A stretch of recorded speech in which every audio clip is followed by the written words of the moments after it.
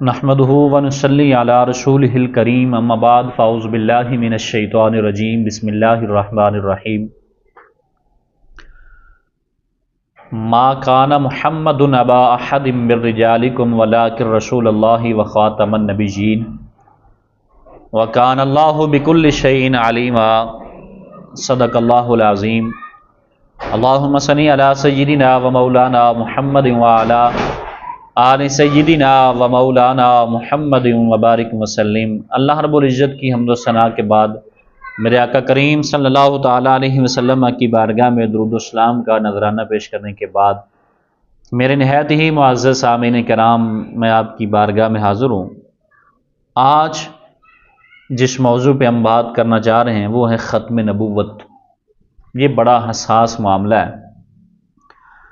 آج جو حدیث مبارکہ ہم پڑھیں گے یا جو قرآن کی آیات سے آپ کے سامنے یہ باتیں عرض کروں گا، یہ عقیدہ ختم نبوت پر ہے۔ حدیث کا متن اور اس کا ترجمہ پڑھنے سے پہلے یہ جان لیں کہ ختم نبوت ہے کیا، اسے کیا کہتے ہیں۔ عقیدہ ختم نبوت ہے کیا؟ عقیدہ ختم نبوت کا مطلب ہے کہ پیغمبر اسلام حضرت محمد مصطفیٰ صلی اللہ تعالیٰ علیہ وآلہ وسلم اللہ کے آخری نبی ہیں۔ اللہ تبارک و تعالیٰ نے جب انسانیت کو پیدا فرمایا اس سے پہلے ان کے رہنمائی کے لیے اللہ تعالیٰ نے انبیاء کو چنا۔ 1,24,000 کم بیش پیغمبر اللہ تعالیٰ نے اس دنیا میں بھیجے۔ یک کے بعد دیگر انبیاء بھی آتے رہے اور ایک وقت میں کئی نبی اس دنیا میں موجود رہے۔ کوئی کسی علاقے کا نبی تھا، کوئی کسی شہر کا تھا، کوئی کسی گاؤں کا تھا، اس طریقے سے کوئی کسی قوم کی طرف نبی تھا۔ نبی جو ہے وہ آتے رہے اور سلسلہ ہدایت جو ہے وہ آگے لوگوں تک پہنچاتے رہے اور اللہ تعالیٰ کی توحید کا اعلان کرتے رہے۔ آخر کار یہ سلسلہ چلتا چلتا میرے آقا کریم صلی اللہ تعالیٰ علیہ وسلم جب اس دنیا میں تشریف فرما ہوئے، بظاہر آپ جب اس دنیا میں آئے، اللہ تعالیٰ نے وہ نبوت کا جو دروازہ ہے وہ بند کر دیا۔ فرمایا ما کان محمد ابا احد من رجالکم ولکن رسول اللہ وخاتم النبیین۔ تو فرمایا کہ محمد صلی اللہ علیہ وسلم مردوں میں سے کسی کے باپ نہیں ہے اور خاتم النبیین ہے۔ تو گرامی قدر حضرات، جب رب تعالیٰ نے قرآن کے اندر اپنے محبوب کی ختم نبوت کا ذکر فرمایا اور ہمیں بتایا کہ میرا محبوب آخری نبی ہے، اس کے بعد کوئی نبی نہیں آ سکتا۔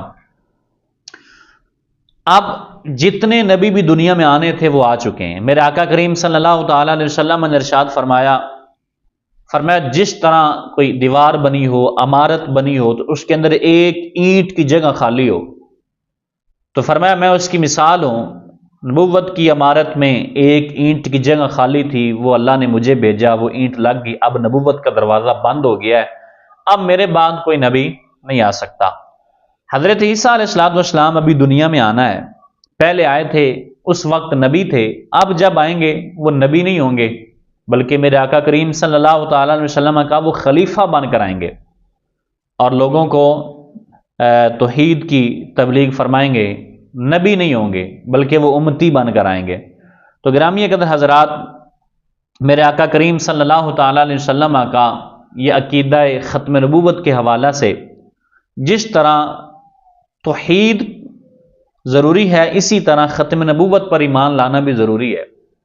اگر کوئی اللہ کے ایک ہونے میں شک کرے تو وہ بندہ کافر ہو جاتا ہے، اور اسی طرح کوئی نبی کریم صلی اللہ علیہ وسلم کے ختم نبوت اور آخری نبی ہونے پہ شک کرے وہ بندہ دائرہ اسلام سے خارج ہے۔ یا اگر وہ توحید کو مانتا بھی رہے اور نبی پاک صلی اللہ علیہ وسلم کو آخری نبی نہ مانے، وہ بندہ مسلمان نہیں ہوتا۔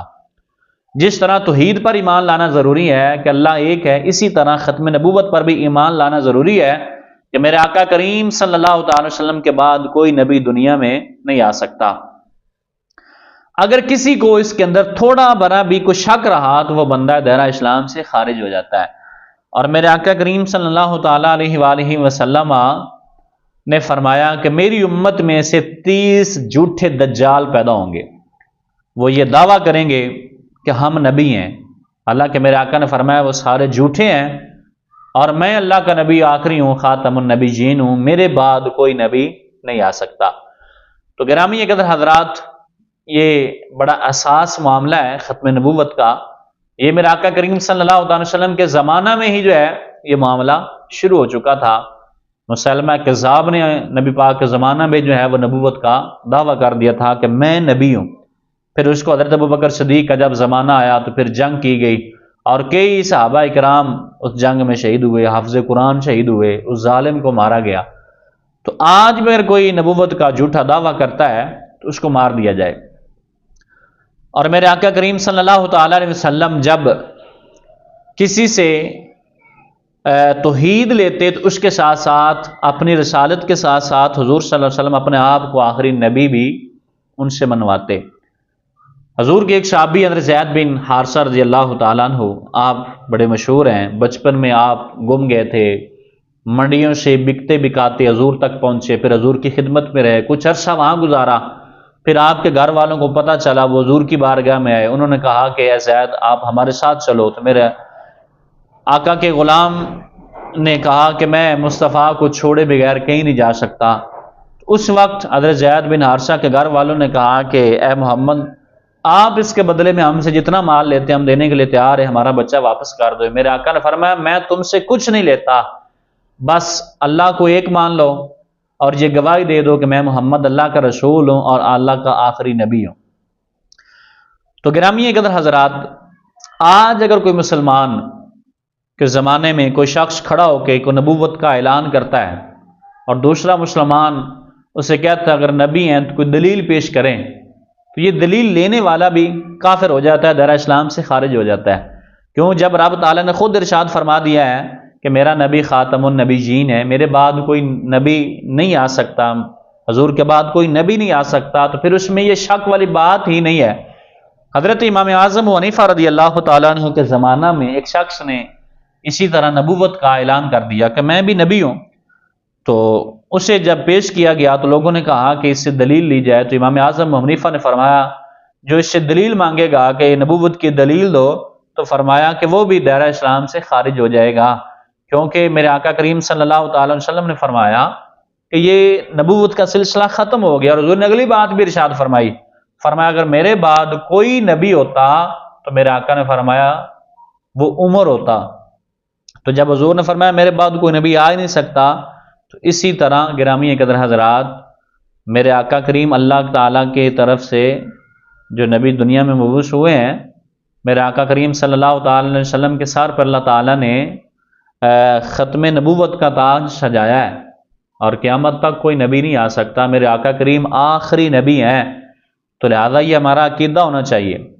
یہ مرزا غلام احمد قادیانی نے، اس نے بھی اعلان نبوت کیا تھا کہ میں نبی ہوں، اور اس کو سارے یہود و نصارہ اس کو سپورٹ کر رہے ہیں، الیکٹرانک میڈیا، پرنٹ میڈیا، وہاں بیٹھ کے یہ اپنی نشر و اشاعت کر رہے ہیں اور اپنے آپ کو یہ مسلمان کہلاتے ہیں۔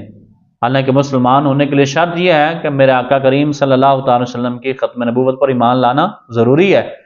تو گرامی قدر حضرات، یہ سارے جھوٹے ہیں اور کافر ہیں، دجال ہیں، تو جو ان کے بارے میں اچھا گمان رکھتا ہے وہ بھی بندہ مسلمان نہیں ہے۔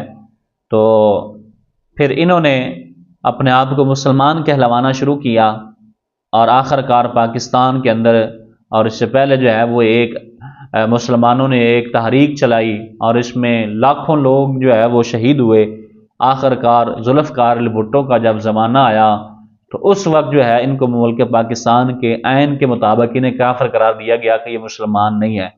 تو لہذا ختم نبوت کے معاملے میں ہمارا عقیدہ ایسا ہونا چاہیے کہ ہمارے آقا آخری نبی ہیں اور آپ کے بعد کوئی نبی نہیں آ سکتا۔